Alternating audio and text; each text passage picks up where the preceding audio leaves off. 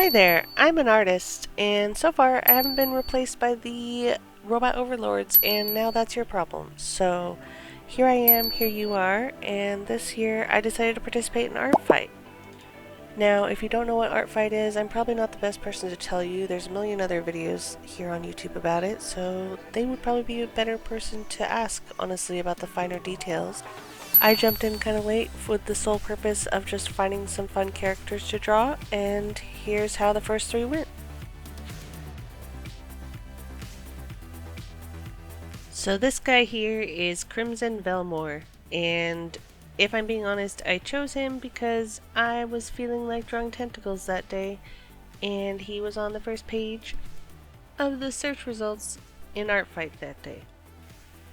Not only did he have a really cool design with the tentacles on his face, but he also had a very interesting, to me anyway, background of being like a mob boss type character.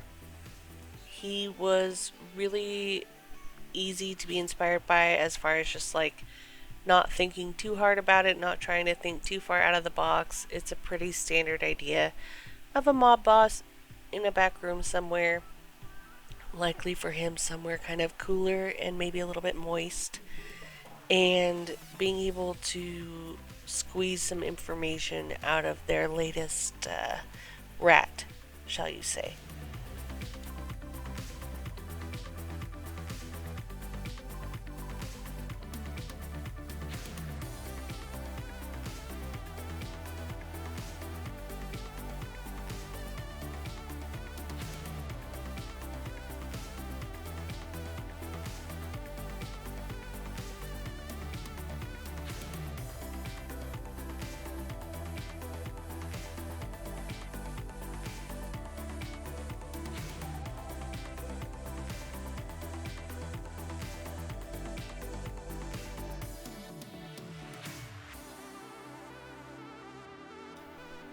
So this is how the final product turned out, and I think it turned out pretty good. The peasants seemed to enjoy it too, so I was really pleased with it. Kind of a nice, easy warm-up.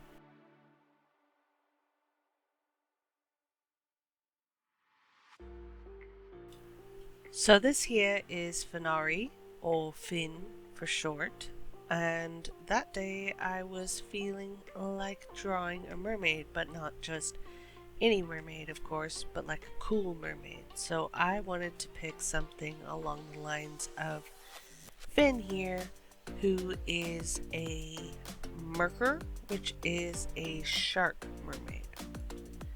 And I was quite inspired by a couple of different art pieces that I had viewed that people had been producing for Mermaid this last year, which I had looked up before I started my piece here. So I had this idea of using the fish in the foreground to kind of frame it based off of one of my references, and then the idea of like an object coming and floating down to the depths of where Finn is here from a different reference. So the main parts that I took were those, and everything else was kind of based on the character references that the character was given, and those were really cool.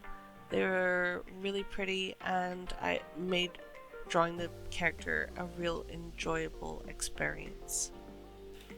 I definitely wanted the piece to have like a dark and moody bottom of the ocean kind of feel, but I definitely blinged her out with her jewelry because no matter the fact that the light doesn't technically reach the bottom of the ocean, that jewelry do be poppin' though.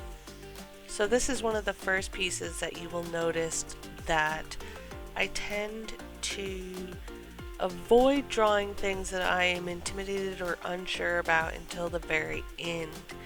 In this piece, namely, you can notice that I just really am avoiding that whole face region. And I knew when I was drawing the whole time that I knew I was going to have a problem with it and that I wasn't going to be comfortable drawing it, so to speak.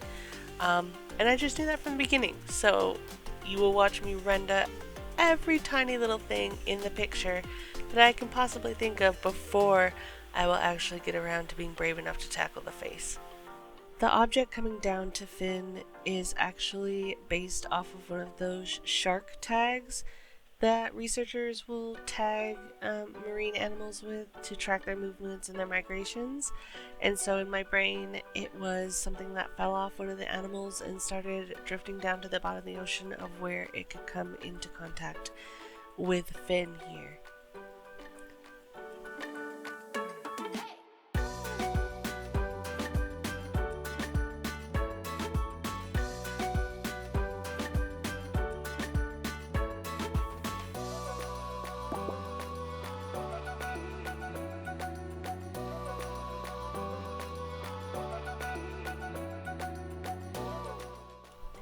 Okay, last one.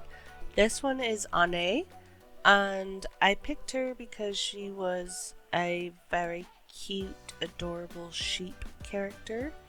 And it wasn't until I actually started reading the description of the character that I realized that she was a Cult of the Lamb OC, which I thought was super duper cute because honestly, I loved playing the game. My partner plays more than I did, but I really enjoy the game on it as a whole, and it makes sense why I thought this character was so cute. So I literally just searched K.O.A that day in the search box, and she came up, and I was like, absolutely perfect. And she didn't have like a ton of lore other than she was like kind of the black sheep of the family, which, you know, samesies.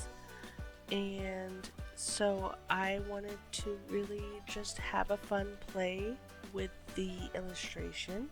This is the first illustration I felt comfortable doing kind of like a more intentional background other than just like dark moody colors to indicate, you know, the deep ocean in the last one. So it's not much.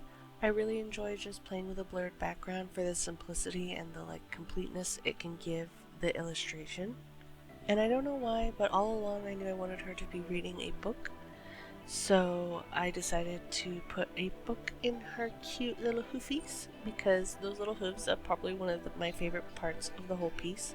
Honestly, I love the whole thing. She's just so adorable. I had such a delightful time drawing her. I added a few little adjustment layers over the top just to give it kind of like the extra zhoosh, and this is how it turned out.